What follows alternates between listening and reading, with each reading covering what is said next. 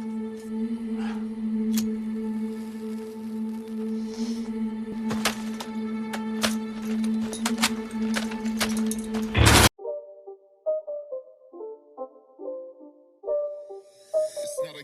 guys, selamat datang kembali di channel Broview Series.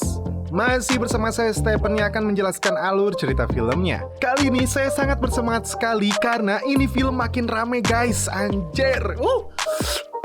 Excited banget anjir. Tentunya kita akan melanjutkan kembali alur cerita film yang tiada lain tiada bukan adalah alur cerita film Peaky Blinders. Dan sekarang kita masuk ke season 5 episode 1 dan kedua. Namun sebelum masuk ke ceritanya seperti biasa siapkan apa? Ya tentunya Kopai dan Utbray untuk menemani kalian dalam menonton alur cerita film ini. Dan sekarang kita masuk intro.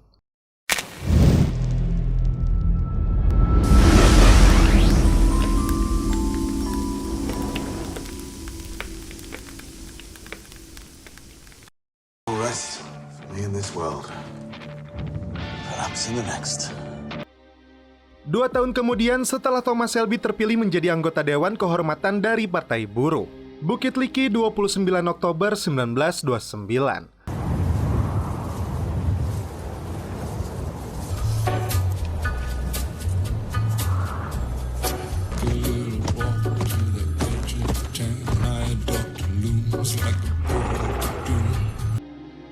Thomas menelepon Arthur. Dia membacakan sebuah surat yang dikirim kepada Peaky Blinders yang berisi, "Kami tidak bisa memberimu asuransi seperti permintaanmu. Kami harap dapat pembayaran penuh. Kami bahkan tidak pernah mendengar orangmu. Jadi kami tidak takut ancamanmu. Tanda tangan malaikat balas jasa." Thomas langsung terkejut mendengar isi surat tersebut. Dia langsung melempar koin dan yang muncul adalah kepala.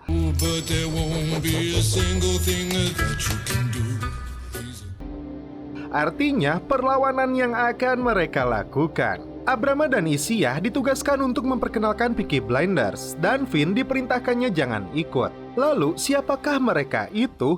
Kita lanjut. Di Detroit, Amerika Serikat, Michael yang ditugaskan untuk mengelola bisnis Shelby terlihat kelelahan setelah semalaman celepon. Tak lama, telepon masuk yang memberinya kabar buruk. Sementara itu, Polly juga terlihat menikmati sentuhan dari pilot muda bernama Peter.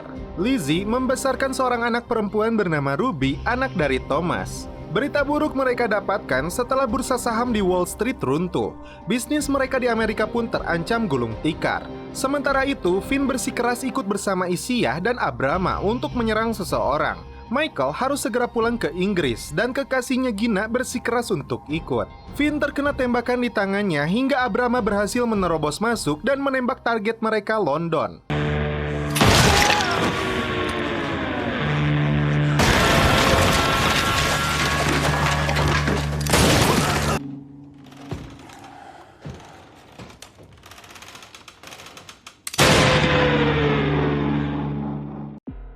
Finn segera dibawa ke rumah Ada. Abrama berhasil mengeluarkan pelurunya. Tak lama Ada datang. Dia langsung mengomeli adiknya karena perintah Thomas jelas dia tidak harus membuktikan apapun. Masa depannya bisa jauh lebih baik. Thomas ternyata menembak mati kuda hitam kesayangannya karena dia menderita sakit yang tidak bisa disembuhkan oleh dokter.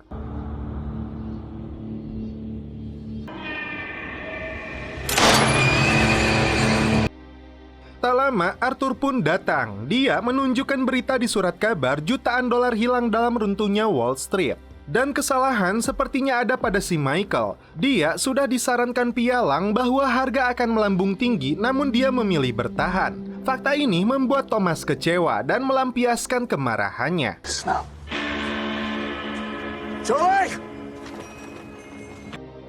Dia meminta seluruh keluarganya hadir untuk rapat dewan direksi esok hari. Arthur disuruh mengatakan kepada Charles, terkadang membunuh itu kebaikan hati. Tomorrow at noon, a full fucking meeting. What about you do that best on your own, did you like? I won't be on my own. Never on my own. Dan malam ini dia memilih untuk sendiri di depan api unggun seperti yang dulu dia sering lakukan. Thomas yang sedang sakit sering meminum obat bius.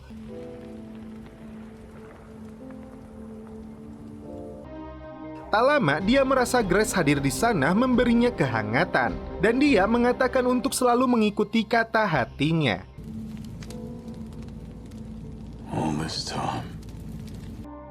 Arthur kembali ke kantor. Di sana, Linda istrinya telah menunggunya. Arthur diangkat menjadi ketua direksi Shelby Corp setelah Thomas sibuk di Dewan Kehormatan.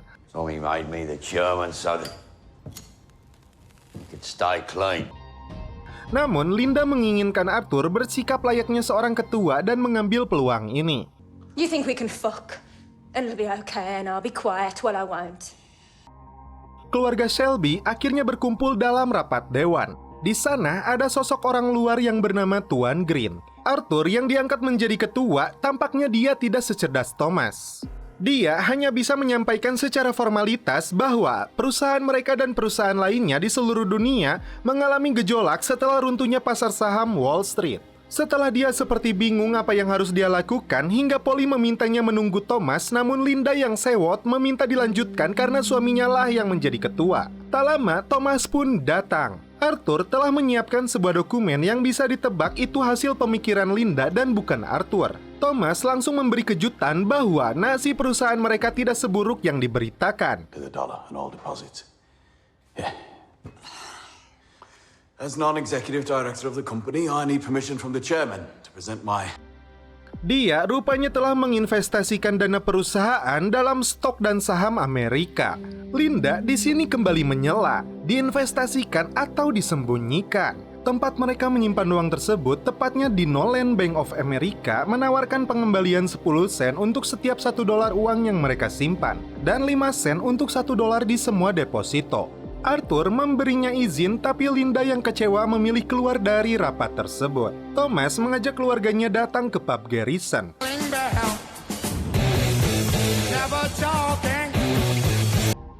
Isu bursa saham sudah sampai ke telinga mereka dan Thomas meyakinkan mereka semua akan baik-baik saja. Ada langsung menunjukkan sebuah peluru yang diambil dari lengan Finn karena ikut dalam penyergapan kepada seorang pria Tionghoa. Pria itu disebut sebagai mucikari yang menjual anak-anak. Dia bahkan memeras anggota senior Dewan Bangsawan, orang yang amat kaya. Dia mendapat bayaran 50.000 pound. Arthur bahkan mengulang ucapan Thomas, terkadang membunuh itu kebaikan hati. Pembunuhan ini diperintahkan oleh hakim pengadilan tinggi. Setelah Lizzie dan Ada pergi, terungkap You're gonna hang yourself. Ada menjadi sensitif karena dia sedang hamil hingga Arthur tersedak mendengarnya. Polly mengetahuinya dan Thomas pun tahu dari dokter yang memeriksanya. Dan sosok pengirim surat itu yang menyebutnya malaikat balas jasa berhubungan dengan orang Tionghoa yang mereka habisi. Thomas kembali mengikuti rapat anggota Dewan Rakyat. Karena berasal dari partai buruh yang notabene orang-orang kecil, Thomas mengusulkan orang-orang kaya yang kehilangan uangnya akibat runtuhnya saham mereka untuk belajar menyemir sepatu sendiri, membawa kaleng sendiri, dan membayar tagihan sendiri. Saran Thomas itu mendapat aplaus dan dukungan dari anggota dewan yang hadir. Pay their own bills.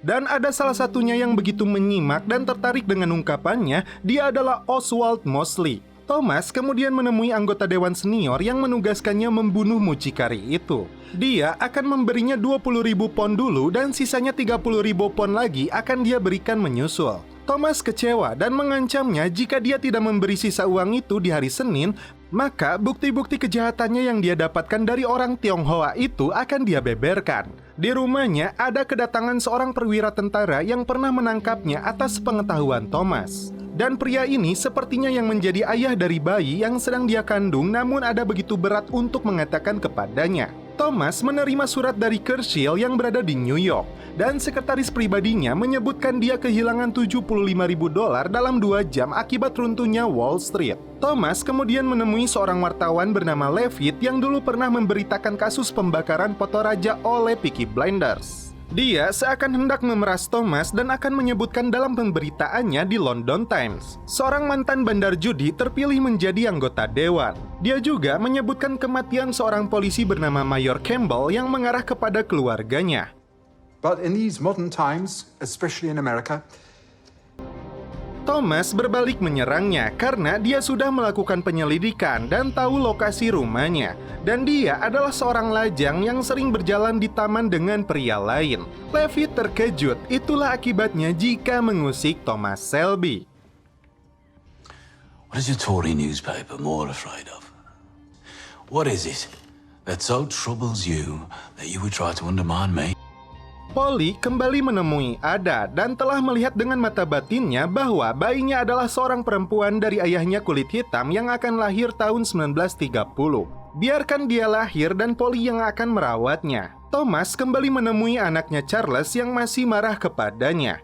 Di sebuah lift, Arthur dan anak buahnya menghabisi si wartawan Levitt.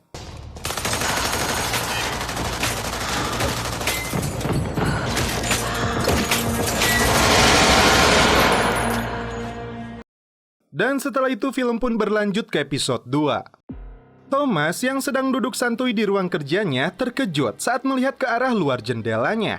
Dia segera berlari dan membawa senjata mesinnya.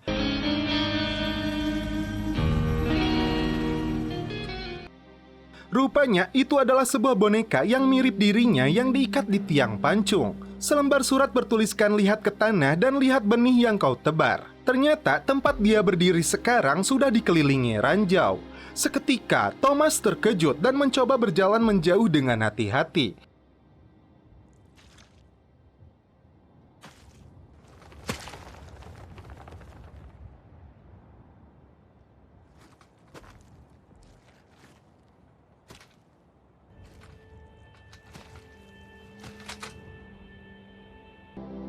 Dia bahkan hendak memukul ranjau itu dan pasrah dengan dirinya.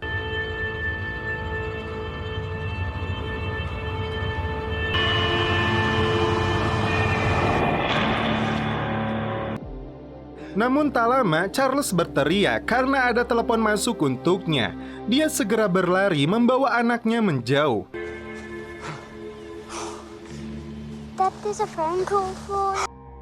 Dan Thomas langsung menembaki ranjau-ranjau itu.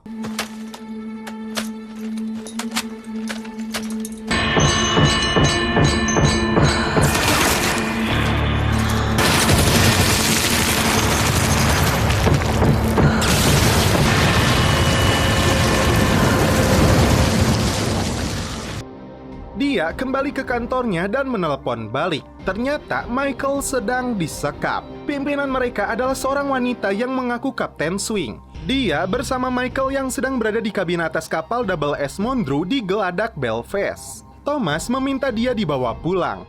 Namun diketahui Michael telah berbicara kepada perwakilan dari County Tyrone dan Glasgow UVF tentang cara mereka membagi jalur balap Inggris. Seketika Michael berteriak itu bohong. Dan wanita ini punya maksud untuk menawarkan kerjasama kepada Thomas. And angels can be useful to us.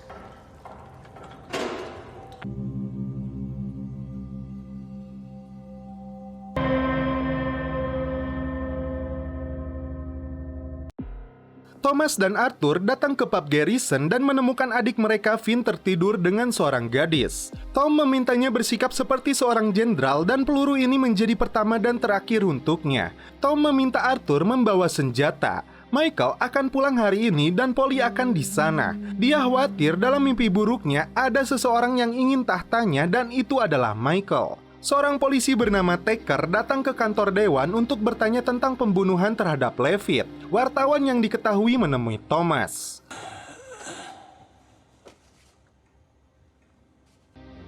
Michael yang baru turun dari kapal langsung ditodong pertanyaan oleh Polly. Dia bahkan tidak mau mendengar saat Mike mengatakan dia telah menikah dengan Gina di kapal ini. Polly ingin cerita sebenarnya. Michael kecewa dia tidak mendapat sambutan dari keluarganya, bahkan dia dianggap pengkhianat oleh mereka. Thomas dan Ada menemui si Masli. Dia rupanya berasal dari Aira, kelompok yang sangat bermusuhan dengan Peaky Blinders. Ada diminta untuk menyelidiki apa saja yang dilakukan Michael selama berada di Glasgow dan Belfast. Aira ternyata ingin mengambil kekuasaannya Thomas setelah mereka tahu dirinya mulai lemah dengan apa yang terjadi di New York. My advice just now was don't meet Mr. Mosley. Because I am dangerous.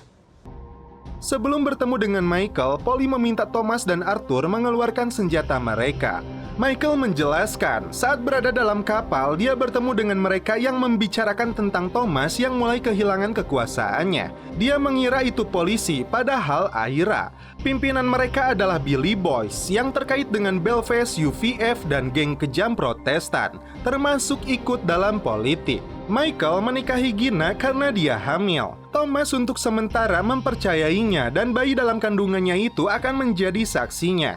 Ungkapan itu rupanya membuat Michael marah. And it will be born according to... Where the fuck are you going? Di hutan, terlihat Abrama dan anaknya Bonnie yang sedang berkemah dikejutkan kedatangan Billy Boys dan anak buahnya. Dia menembak bahunya kemudian menyeret Bonnie. We are the Billy Boys. We're after these convenient ones. I'm Jimmy. But your fighting days are over. As not. Good enough.